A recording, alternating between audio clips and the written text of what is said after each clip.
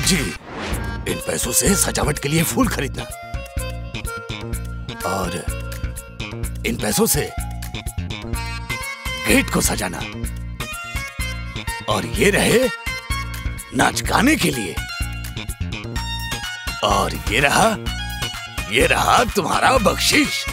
तुम्हारा जो मन में आए करो, कपड़े खरीदो, ऐश करो।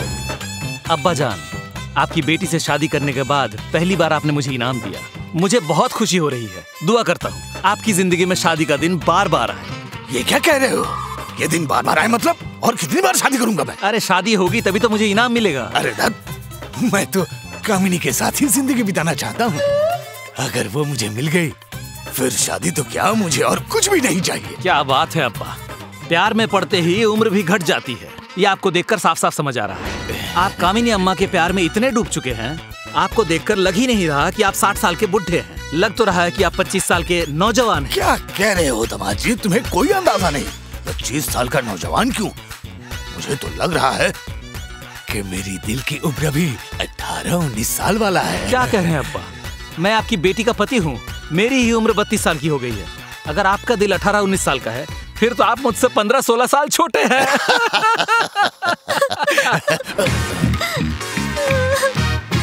देखो, मेरी पागल बेटी की करतूत देखो।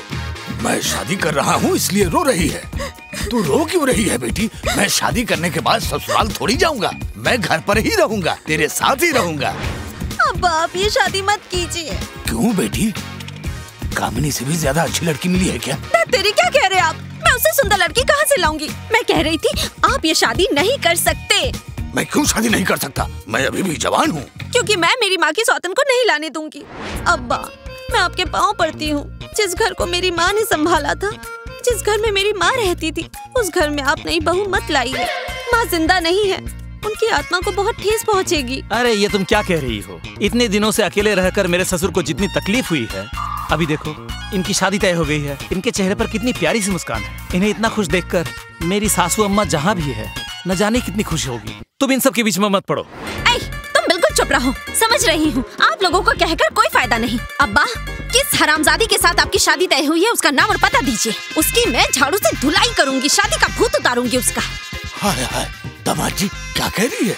मेरी कामिनी को तुम्हारी बीवी झाड़ू से पीटेगी? सिर्फ झाड़ू से नहीं मारूंगी, उसे मार कर जेल की चक्की पीसूंगी।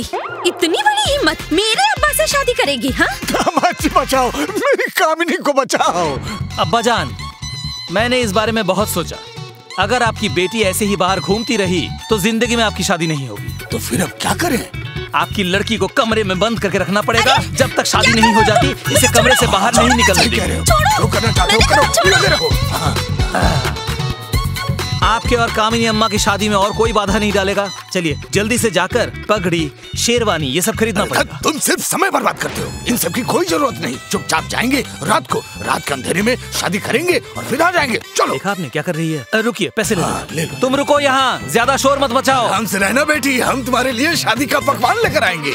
हाँ।